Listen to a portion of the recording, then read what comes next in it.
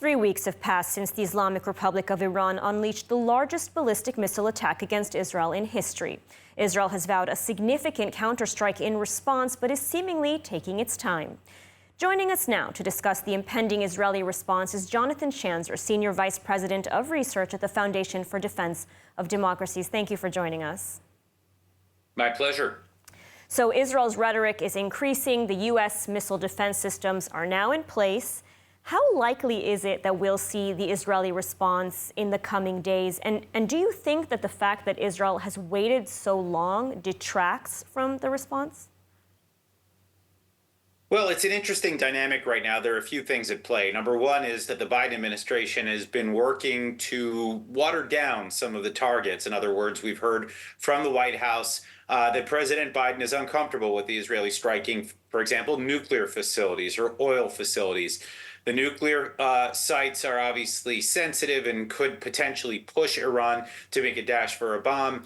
The oil facilities could cause a spike in oil prices leading up to the U.S. election. So I think those were probably expected from the White House. But then there was the unexpected, and that was the leaks that came the other day from unknown individuals, likely within the Pentagon, posting top secret information on a Telegram channel that actually appeared to have some relevant information relating to a forthcoming Israeli strike inside the Islamic Republic of Iran. That may have thwarted the Israelis yet again.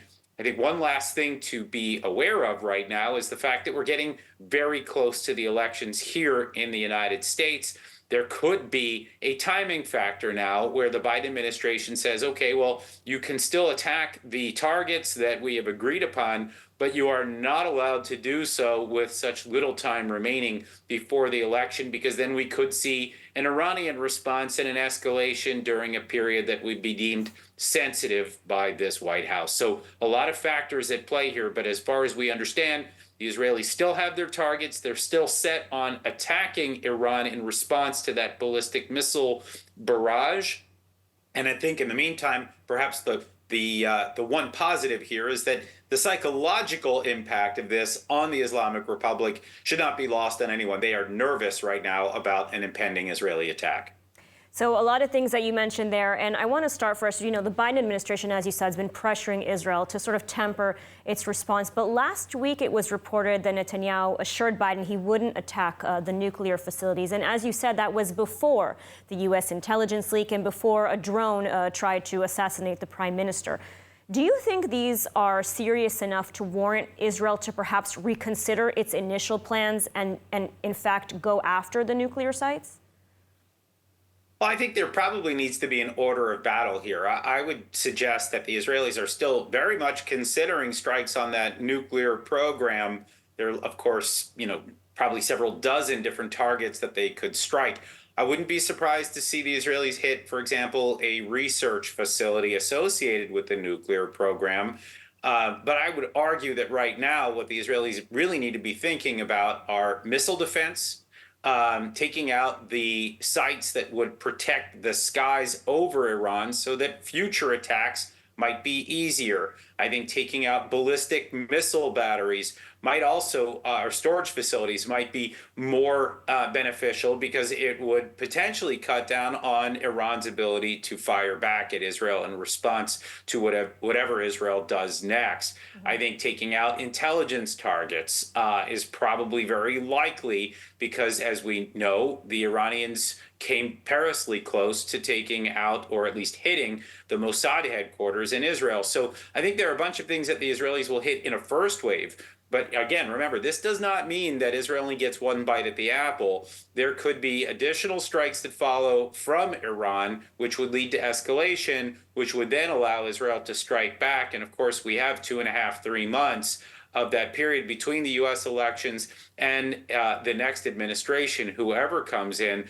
That is likely going to be seen as a window for the Israelis to be able to operate with perhaps a bit more freedom than they have right now.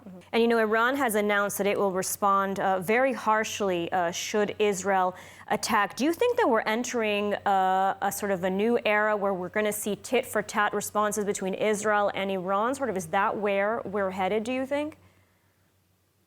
I think there's a good likelihood of that. I think it really depends on what the targets are that Israel strikes. I have heard, for example, that the Israelis have been warned not to strike Tehran itself, the capital of the Islamic Republic.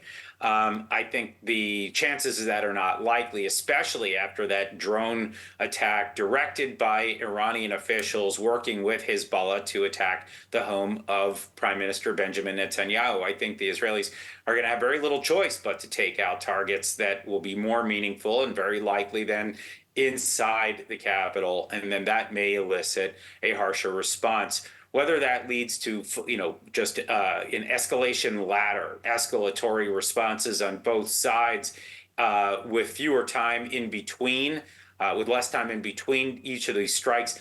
That's, I think, the worst case scenario from my perspective. But there are some interesting questions that I think need to be asked right now, which is, primarily, who does that benefit? If the Israelis are able to take out, for example, the air defenses of the Islamic Republic and then begin to escalate and take out nuclear sites and other sensitive military targets, does that benefit Israel in the long term? I think that is the big question that I ask myself right now as we head into this potentially dangerous moment of the war. All right. Well, Jonathan Schanzer, thank you so much for your analysis today, and we'll, of course, continue following these developments. Thank you. Thank you.